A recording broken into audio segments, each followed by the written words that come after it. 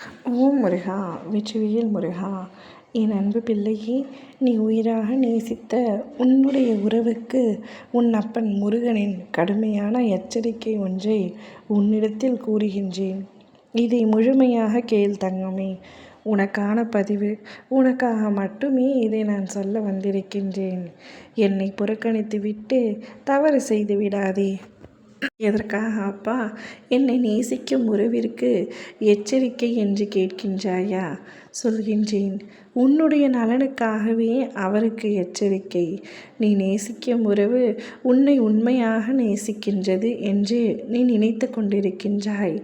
நீ அவர் மீது வைத்திருக்கின்ற அன்பிற்கு ஈடு இணை எதுவுமே இல்லை. அந்த அளவிற்கு நீ அவர் மீது அன்பு வைத்துள்ளாய். அதே அளவிற்கு அன்பு அவரும் உன் மீது வைத்துள்ளதாக நீ நம்புகின்றாய்.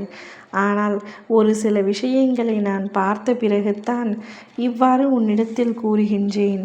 என் மீது எந்த தவறும் இல்லை. நான் எப்பொழுதும் உன்னிடத்தில் சொல்வது ஒன்று தான், யாரையும் கண்மூடித்தனமாக நம்பாதே என்று. ஆனால் நீ உன்னவரை கண்மூடித்தனமாக நம்புகின்றாய். அதிக அளவிற்கு அன்பு வைத்திருக்கின்றாய். அதிக அளவிற்கு அன்பு வைத்தால் எப்பொழுதும் ஏமாற்றமே என்பது உனக்கு புரியவில்லை.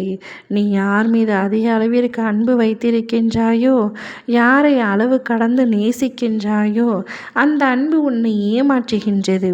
ஆனால் இது கூட தெரியாத அளவிற்கு, புரியாத அளவிற்கு நாளுக்கு நாள் நீ அவர் மீது அதிகமான அன்பை வைக்கின்றாய்.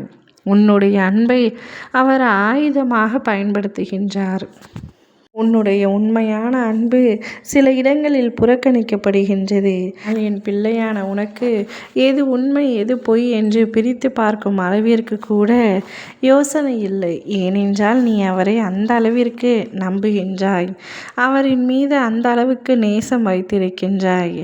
உன்னுடைய வாழ்க்கையில் இதனால் வரை நீ போதும் என்று சொல்லும் அளவிற்கு பல கஷ்டங்களையும் பிரச்சனைகளையும் சந்தித்து விட்டாய்.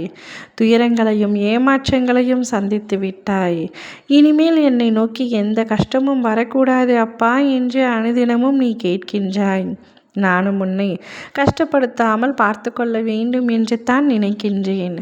ஆனால் நீயே சில சமயங்களில் வழியே போய் மாட்டிக்கொள்கின்றாய் அன்பு என்ற பெயரினால். அதனால் தான் உன்னை எச்சரிக்கை செய்கின்றேன். உன்னுடைய அன்பு உன்னை ஏமாற்றுகின்றது.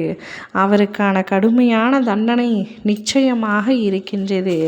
அவருக்கு கடுமையான எச்சரிக்கையை உன் மூலமாக விடுக்கின்றேன்.